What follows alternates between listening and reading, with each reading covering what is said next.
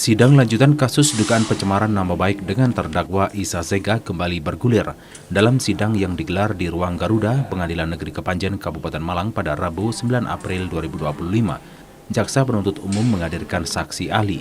Dalam sidang yang dipimpin Ketua Majelis Hakim Ayun Kristianto, menghadirkan saksi ahli bahasa dari Universitas Negeri Surabaya, Andi Yulianto.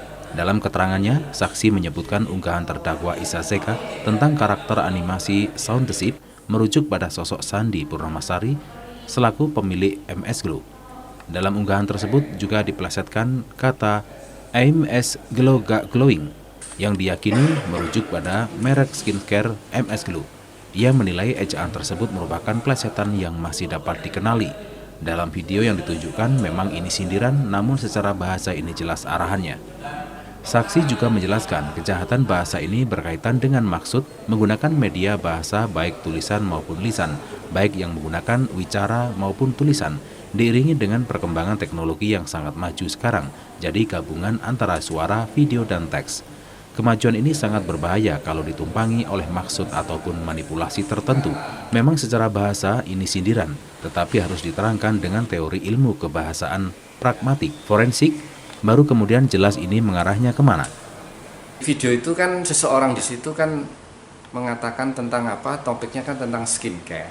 Ya, kemudian memiripkan atau saya tadi ngomong memplesetkan ya dengan A itu dengan amin itu kan A plus, tapi masih dapat kita lihat atau dapat kita lacak itu kesamaan huruf-hurufnya, kata-katanya itu mirip. Kemudian topiknya kan bukan topik tentang jagung, bukan topik tentang tape misalnya, bukan topik tentang pasir, tapi kan topiknya itu tentang skincare.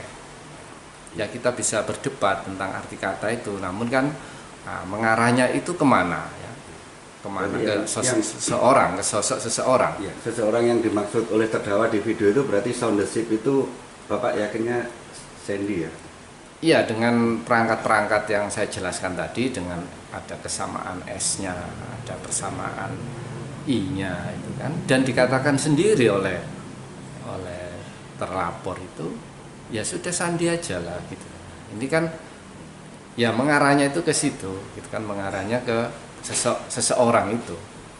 Sementara itu, kuasa hukum terdakwa Pitra Romadoni Nasution menyebutkan saksi ahli itu tak kompeten. Makanya ia sengaja menguji saksi ahli dengan istilah-istilah di KBBI, Kamus Besar Bahasa Indonesia, yang ternyata tak sesuai. Fitra pun menilai kesaksian yang diberikan ahli tersebut tidak berdasarkan pada rujukan yang jelas.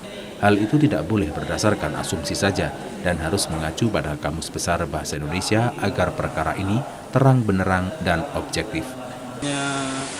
Menyatakan bahwasanya dia menerangkan berdasarkan pengertian dia itu salah karena tidak sesuai dengan KBBI.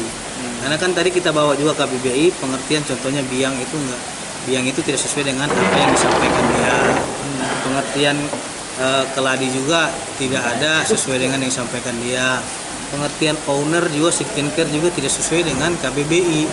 Dan dia mengaku bahwasanya itu hanyalah menurut asumsi dia saja gitu loh, bukan berdasarkan rujukan yang jelas, sumber yang jelas, sehingga kita bisa kategorikan contohnya biang itu adalah induk binatang kan gitu sesuai dengan KBBI. Tapi dia tidak menjelaskan sesuai dengan KBBI, dia hanya membuat suatu opini seolah-olah mengarah kepada perkara tersebut. Itu kan tidak boleh, kita kan mengacu kepada Kamus Besar Bahasa Indonesia yang ada sehingga perkara ini terang benderang dan objektif.